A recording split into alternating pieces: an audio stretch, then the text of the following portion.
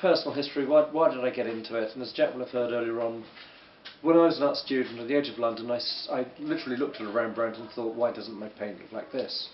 Putting aside the idea that he's a genius and I'm not, there's something very distinctly different about his paint, and I researched the significant differences. And of course, at one time, artists used to all make their own paint.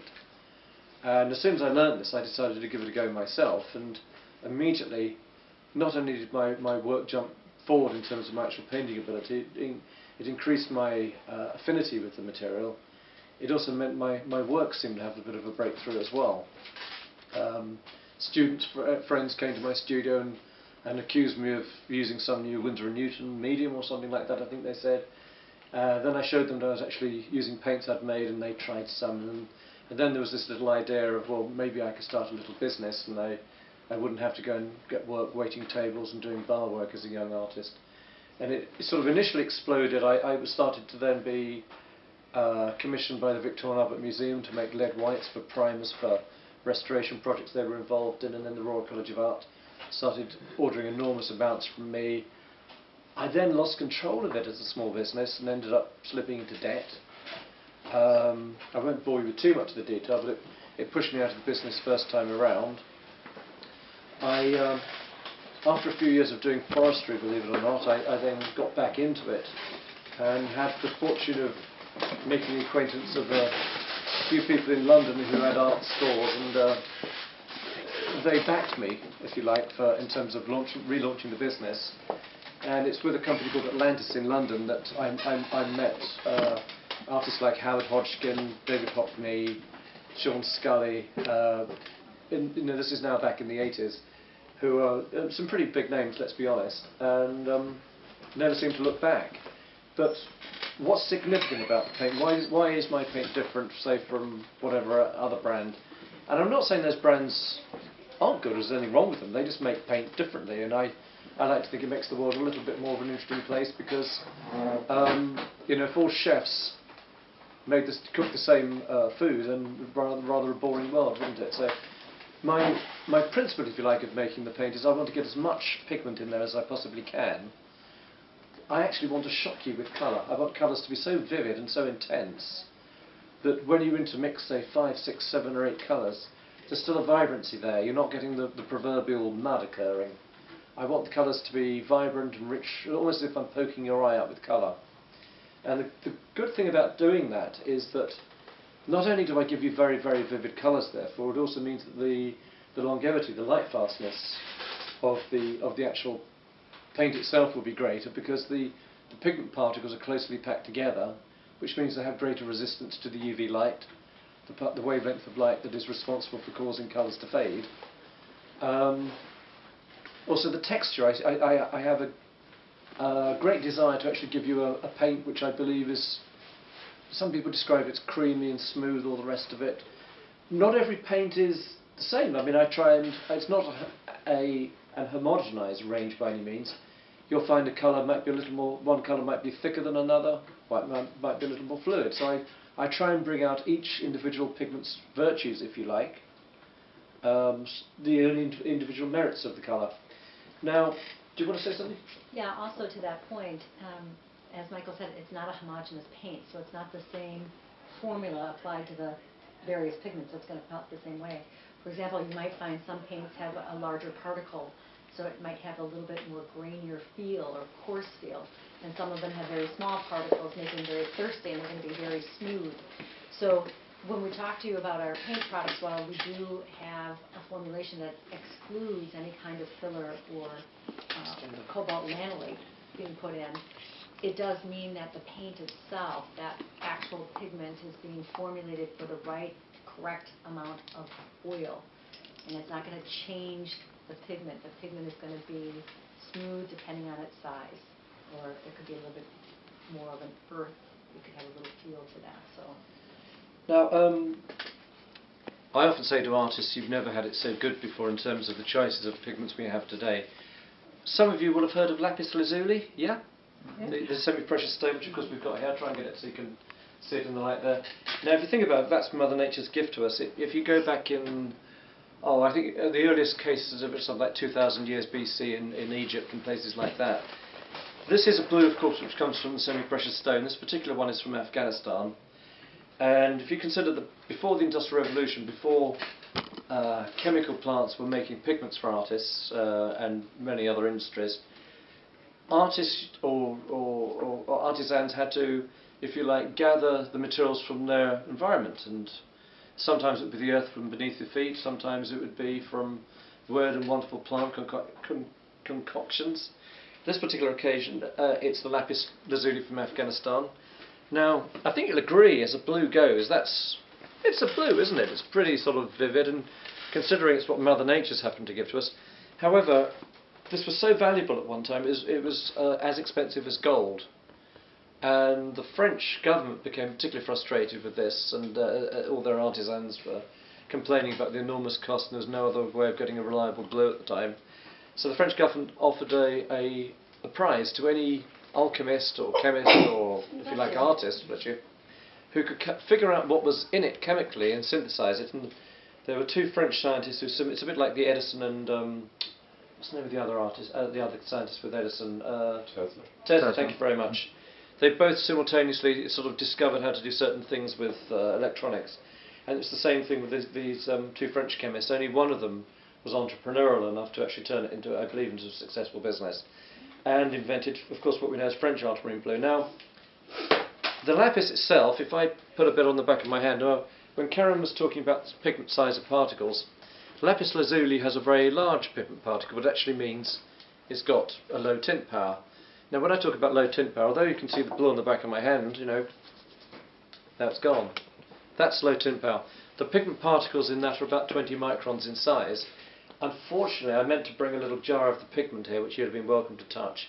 And you can actually feel I won't call it granularity, it's a bit like feeling talcum powder, but it's a bit more glass-like, and unfortunately I didn't bring it.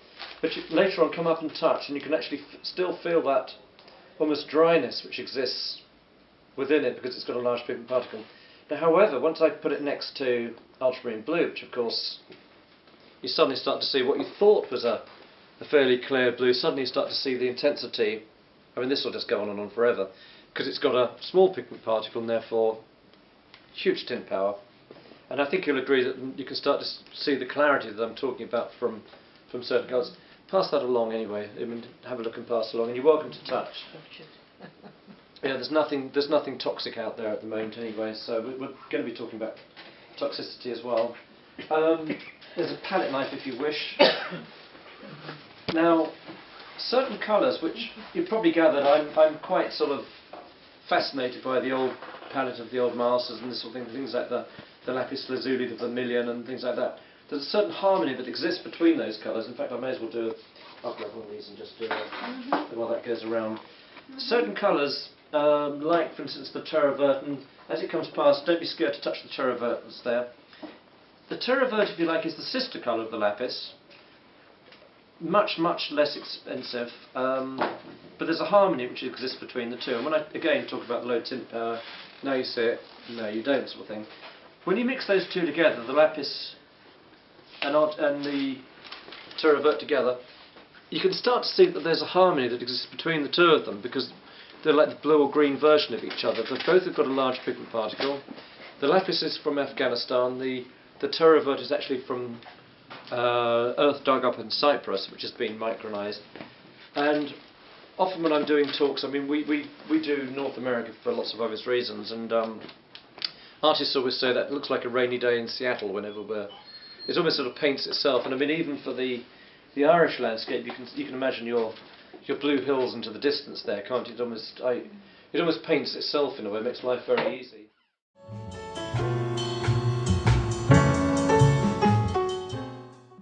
Coming back to my principle of paint making, I want to make it so that the pigment particles are really closely packed together, which means that they have the greatest light fastness, the greatest concentration of colour, the greatest vibrancy when you intermix.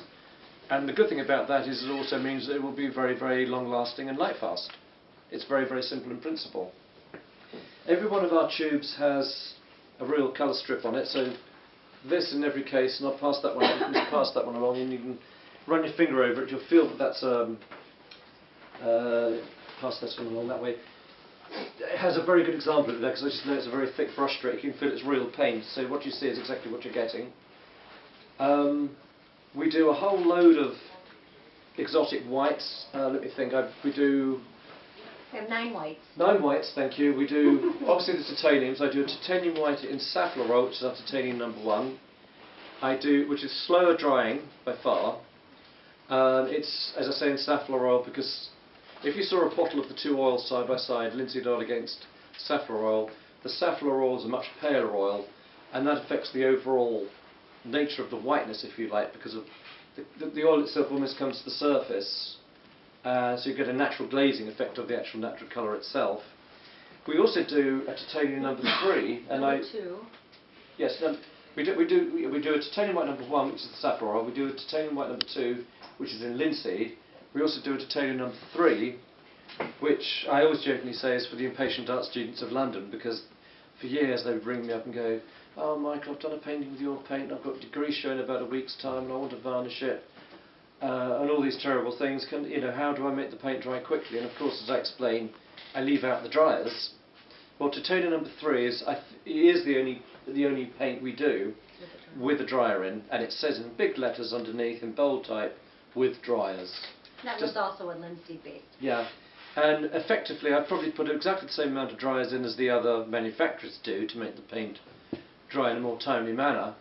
But it's one of these products I almost don't want you to buy it. I'd much rather you were painting with the titanium #2 and just allowing for the fact it needs a few more days to dry, because I want your paint to last, and as I jokingly say, it's for the impatient art students of London. Thanks very much. And those 3 titaniums are all Series 1.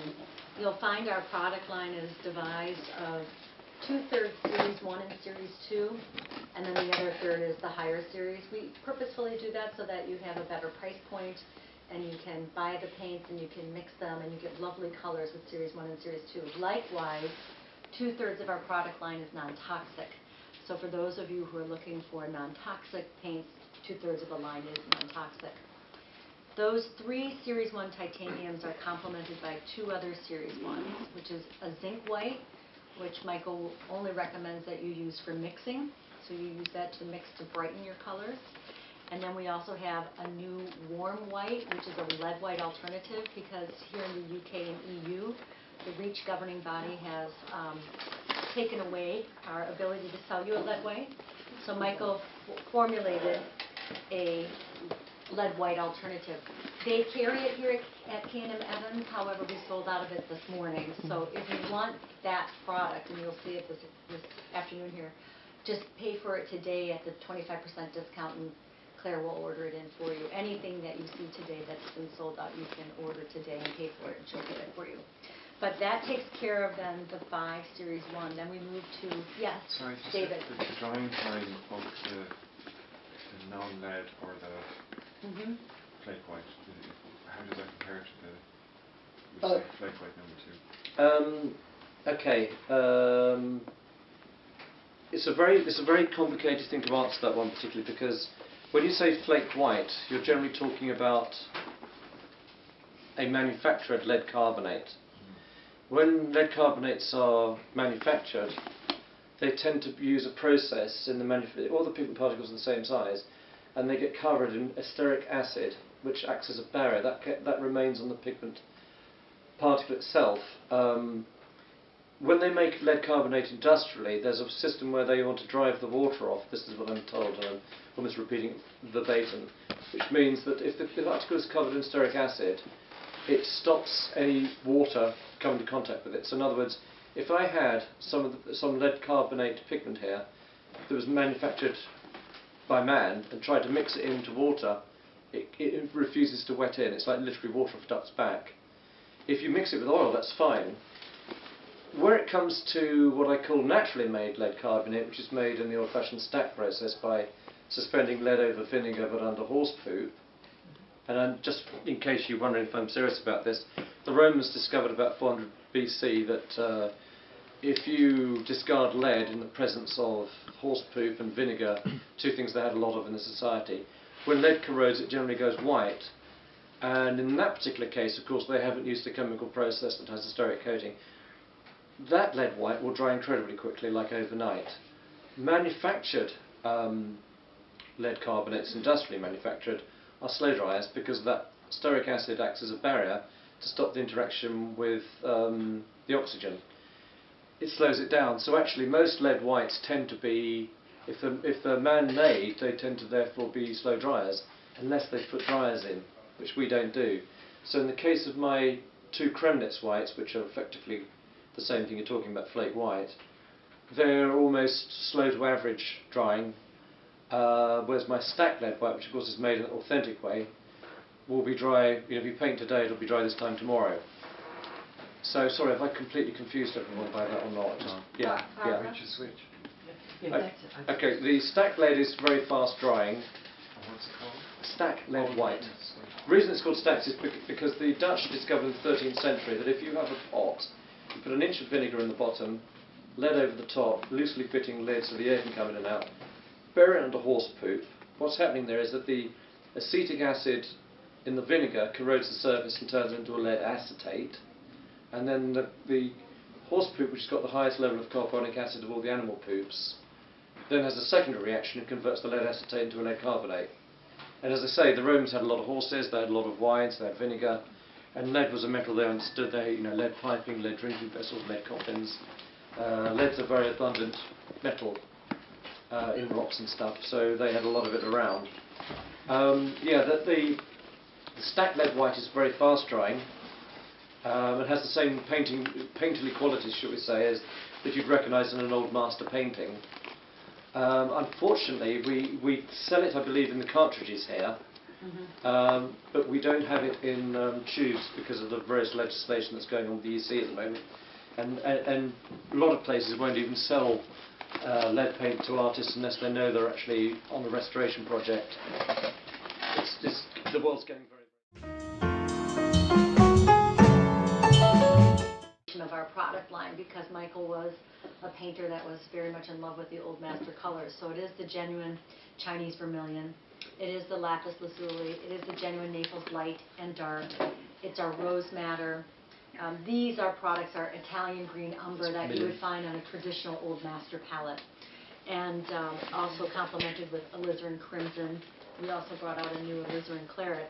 But if you were looking at an old master palette, those would be the colors that are in our product line. From there, yeah, he loves the colors and the smell of them all. But from there, we've also branched out into some of the more modern colors. So you have the quinacridone rose. Where is it? Right here. Yeah, that's a new one. Quinacridone rose, which is new. The dioxazine purple, which is new. I know it's up here somewhere. Here it is. Yeah. And we continue to take those colors and bring them forward Put a bit of those out. into the market. Please do. Excuse me, which is the yellow you were using there? Genuine Naples. Genuine light. Naples. Genuine Naples. Yeah. So it's real the real Naples yellow made with lead. It's lead antimoniate. Okay. Pigment yellow 41, which is the international code for it. So that's the small print you always want to look for on the tubes.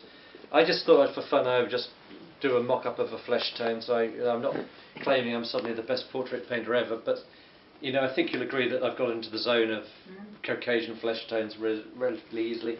Another colour which lends itself wonderfully for flesh tones is yellow ochre deep. Things are better nowadays, of course, anyway, since they got rid of oil burning and gas burning lamps, which of course produce sulfur dioxide and all those other weird gases. We don't have to worry about it so more. In fact, I'd rather you actually waited up to 2 years before you varnish your painting, just to make sure all the drying and all the tensions within the paint have settled out. It's just a temporary varnish beforehand. You need to get some temporary varnish. yeah, when you talk about temporary varnish, are you talking about a retouching varnish? Yeah, I've heard before that you can use it and then... Yeah, you see, that brings me back to my point that I only have a handful of colours which change as they dry. I personally, when I paint, I don't I use traditional method of rabbit skin glue and lead priming, and then I paint. I don't ever need retouch varnish because my paint will remain exactly as that brushstroke going down.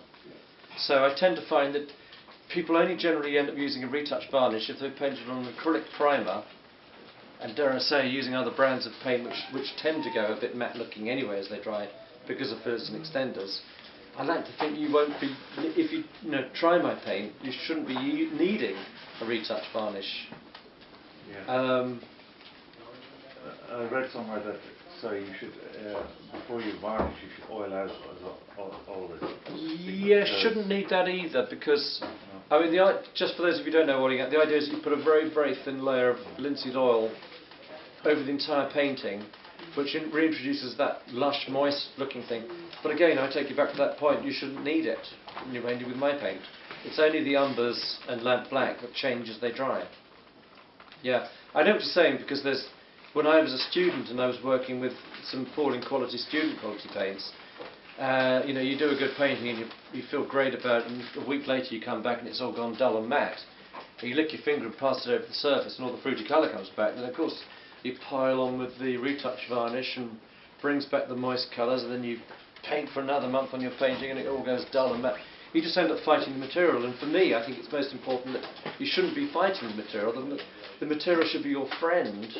Once you start having to concentrate to make the paint do something that it's not doing for you, then it's starting to disturb that process. For me, I want the paints to almost paint themselves so that they're my friends. So I have predictability, I have controllability there with them, and there are no surprises there.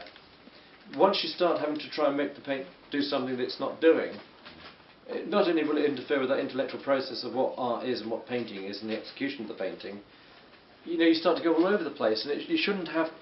Painting's hard enough as it is without making it any harder. That's for sure. Yeah, and if you can get to a point where you have understanding and predictability of your paints, then you can step back from that and let the parts of the brain get on with the, those bizarre magical moments of creativity that we can never put our finger on why they occur. But when you just want to switch off and paint, and you let the autopilot take over, and then you step back and like, oh, did I just do this? Okay, those are the moments we want. You don't want to have to be struggling with the materials. Once you start struggling with the materials to make them do something that they won't quite want to do, you're just creating chaos at that point. I mean, I always think if you can create order, I don't have too much order because otherwise it takes the life out of things. But as one of my college tutors used to say to me, he said, Michael, if you can create order on your palette and can predict there, then you stand a chance of having it over there on the canvas. Because I think he looked at my palette and it was just like a battlefield, a mess. And it was no surprise to him why the painting was just chaos as well, because, as he rightly said, if you've got chaos there, you're probably going to have chaos over there. It's very logical. My apologies, I didn't get paint over to the group on this side. I'm going to come over with some paper for you guys to play as well. But while I get your paint together, I'm just going to have Michael talk about two things. One is a lot of people will come to us and say, I really do like the consistency, the color, everything about your paint, but I have a ton of paint from another manufacturer. What do I do with it? So Michael can tell you a little bit more about this, but we always recommend it's very simple. Do your underpainting in the other brand and put your Michael Harding on top as your final layer. And they ask us a lot, can I put the paints together? Yes, you can. Sometimes when you put our brand next to another brand, though, non-mixed, our brand might make the other brand look a little bit inferior. Embarrass it, I always call it. Yeah, Michael says it can embarrass it. But you can mix the paints because we don't have anything in them. You can mix them. Again, you can use other paints as your first underlying painting, then put paint on top. The other thing we were talking about, Michael's formulation, and where he spends a lot of his time hand formulating for the particle size. You'll be able to feel it. We'll pass these two around because depending on the size of that pigment, if it doesn't need a lot of oil, it's going to be heavier, otherwise known as lean. And if it needs a lot of oil because it's a smaller pigment, it's going to be lighter, very light. So what you're feeling is a heavy and a light. Many times you'll go to a product vendor and you'll pull what should be a heavy paint, what should be a light paint, and they weigh the same. That's how you know when there's fillers and things in it, because they've made it all with the same formula. You're looking for paints that have different weights. So make sure you pay attention to that, because when you have paints that have a different weight, the fat and the lean you know that you're getting a paint that has real quality material in it. Another small tip, when you do a painting, always try and get it to dry in a good light. If you put a painting away into a safe place, supposedly, you know, away from the cat, the kids and all the rest of it that might crawl over it, of course you instinctively think it's safe and I can leave it to dry for a few days. When you put artist's oil paint into the dark and allow it to dry in the dark, it will stay a darker, murky colour. Now, this is one of my real colour charts. When I say real colour charts, it's real paint on there. Of course, it's been kept folded up like that. So, when you look, for instance, at the whites here, you'll see that they've gone rather creamy. Now, the irony is that after about 3 or 4 days, if this was in a, say, a well-lit window, you'll find that all those whites will come up as white as this one. This is the titanium white and safflower oil, and as we said in the beginning, of course, safflower oil is a much paler oil. So what you're seeing is the actual apparent colour of the oils. Now, you can do a little, and let me just read you something actually. To obtain the best results visually from this colour chart or any painting, always display them in a good light but away from direct sunlight. It is a characteristic of all oil paint to exhibit a light yellow shade if kept or allowed to dry in a bad light. Now, it permanently handicaps the paint. Now, if I was to do an experiment for you here, supposing I just painted that entire little sheet of paper with titanium white. I then draw it in half. I put one half over on the window ledge in a good light to dry all day. The other bit I can put into a darkened drawer. And you can conduct this experiment at home yourself. After, say, 10 days, 2 weeks, of course, they're both going to be nice and dry.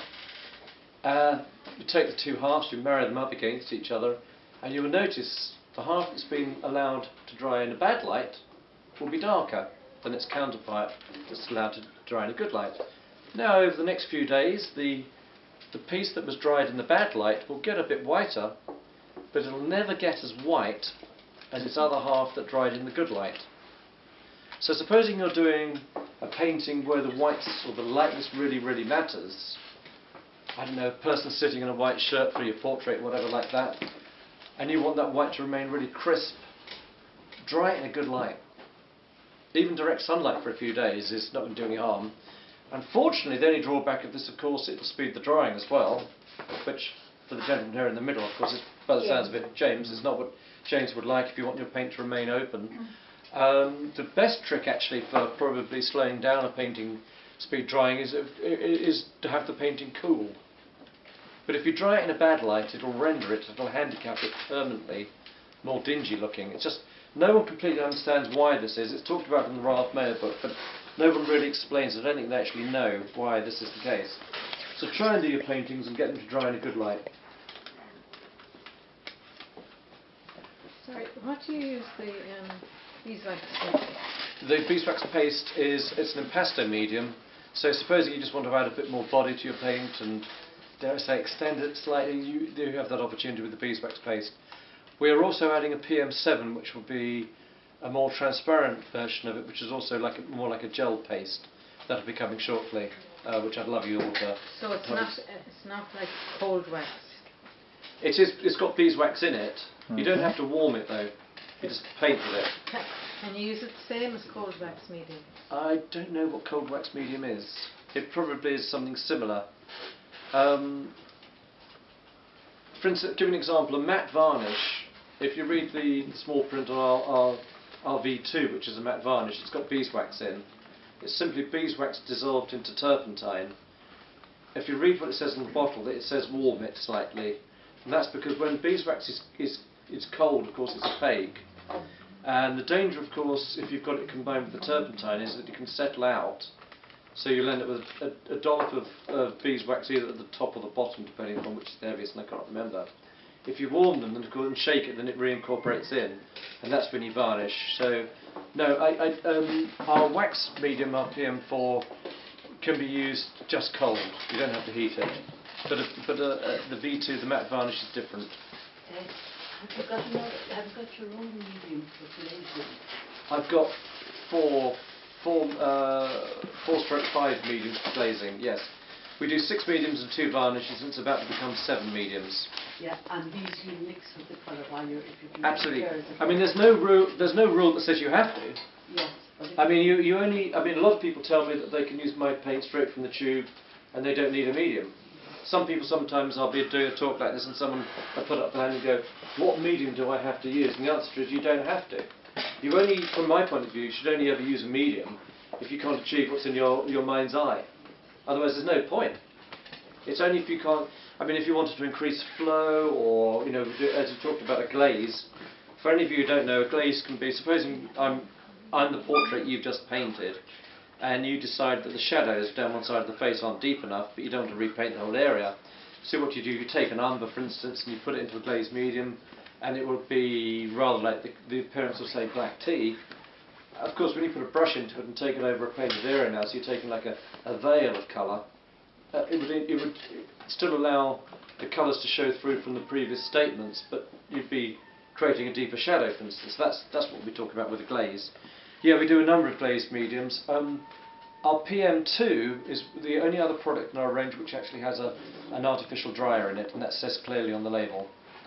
The PM5 and 6 are just even the smell is wonderful, and they're very fast drying in their own right. And they've got Canada balsam and Austrian larch turpentine in, with turpentine and damar as well, so the combinations. But they are just gorgeous, and they're fast drying in their own right anyway, without any additional thing within them. Go on. I'll get around to you both, so don't worry. Yeah. Just a question in terms of in between layers of glazes. How much time would you recommend? And we'll call it a reasonably warm. Well, of course, again, we're on to the variables of how thick it is, what other colours are in there. I don't think it actually matters. I mean, as long as it's not. I mean, you might paint on top of a surface and it remobilises the glaze beneath. You might then decide you like that, and I can't tell you that that's wrong, and it technically isn't. It only really matters when you get to the what I would really consider to be the absolute end of the painting, and the clock starts ticking down between 6 months and 2 years to do the final varnish. Up until that point, you can be glazing away to your heart's content. You might leave it a month, you might come back to it. Sometimes artists have a problem whereby a glaze will be sort of like 90% dry, and they'll go and put another glaze on, and you'll find that it rolls up into little beads. Have you ever had that? Okay. Great trick around it. Cut a potato in half, wipe that surface with a potato, and for some reason it acts as a surfactant, surface treatment, and improves the interface. It's like a minute wetting agent between the two, and you'll then find that glaze will stay spread out as you left it. Yeah. An onion's meant to work as well, but an onion worries me because it's very acidic, and you don't particularly want an acid altering the pH of a paint area. Yeah, potato. Great answer, isn't it, in terms of cheap and available. Yeah. Anything else? Yeah. Just go back to the whites for a second. The Kremitz white that I have that you sell in the tube, and it says for restoration purposes only. I've always thought that all Kremitz white dries fast, but you say that dries average. What's the difference? And how soon can you paint over it? Like if you use that in an underpainting, for example, it's touch dry within maybe 2 days. Yeah.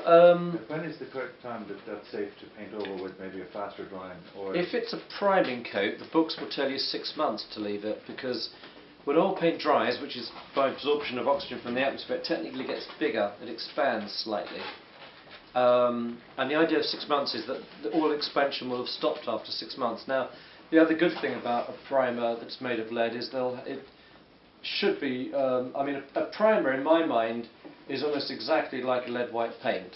It's very lean, it has very little percentage of oil, and the least amount the better. So for instance, if you're priming a canvas, then try not to be adding anything, don't add linseed oil, because then you're just converting it, making it more fat, as it were. If you do have to add something to make it more mobile, then a touch of turpentine, and then normally frown upon. I hate the use of white spirits and mineral spirits into paint because they cause embrittlement. But if you have to increase the flow, just an absolute drip. The great thing about a lead white is it dries incredibly robustly. It's a very, very strong, bulletproof material almost. I'm just talking about in your.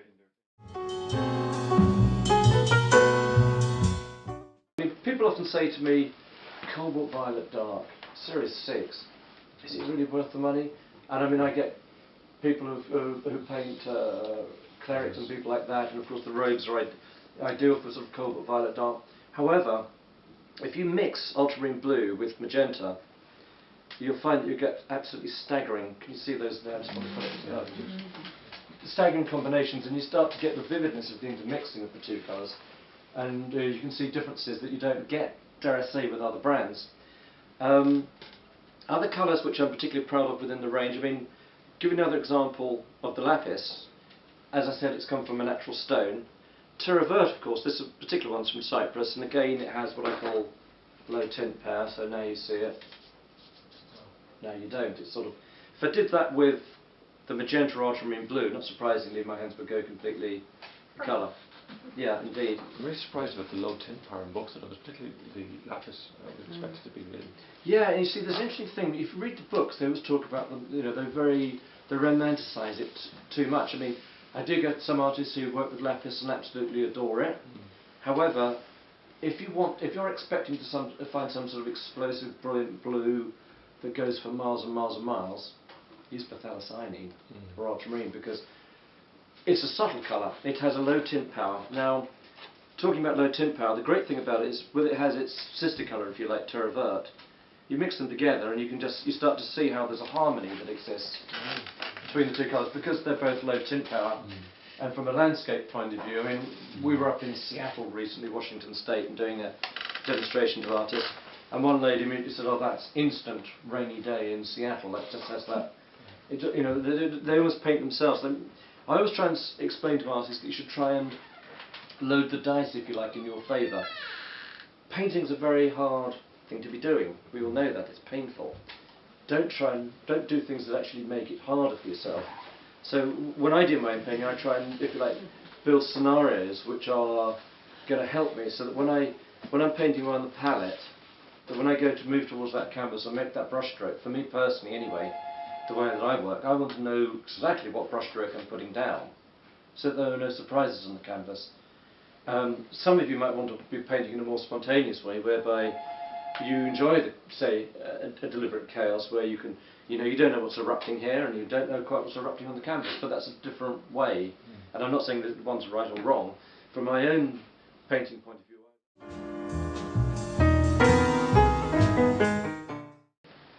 do not use household emulsions as primers. They're for houses. The paint industry for interiors and household and stuff like that, I think the industry standard is that it should last 4 years. Now, think about it this way. Do you really want to be redecorating your painting every 4 years? That's my little joke on it. Anyway, so please, it's the most important time of the painting, is that preparation stage. If you are painting on an acrylic primer and don't like the absorbency, as I say, because all acrylic primers tend to be porous, if you treat that primer surface either with, one trick is you could lay your canvas down flat and pour a very generous amount of linseed oil all over that canvas, spread it around so it's wet with linseed oil. What you're doing at the moment is you're quenching the thirst of the primer. Next day or a few hours later, drain it, wipe it all off, completely rub it dry, you know, vigorously, so there's no residue of linseed oil on that primer surface whatsoever, because you don't want to be painting and finding you get an adhesion problem because you've got a greasy layer. So you've literally got to get right back to the tooth of that canvas so that the paint can engage with the tooth, as if the oil was never there. Now what's happened, of course, is on a microscopic scale, the linseed oil has gone into all the pores, if you like, of the acrylic prime surface, and will quench that thirst. Another system, of course, is just to take, dare I say, an inexpensive colour. I mean, this is ideal for it. The unbleached titanium dioxide, because it's got a rather nice neutral sort of. Every tube of paint, by the way, has got this is a real colour strip paint sample on there. You can feel the brush strokes with it. This particular unbleached titanium dioxide is rather nice for it because it's got rather a neutral sort of, almost a linen colour in itself.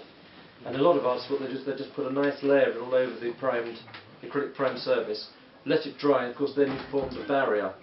Not only has it quenched the thirst, if you like, of that porous surface beneath, but it's also now produced a colour which is more easy to work with from a technical point of view.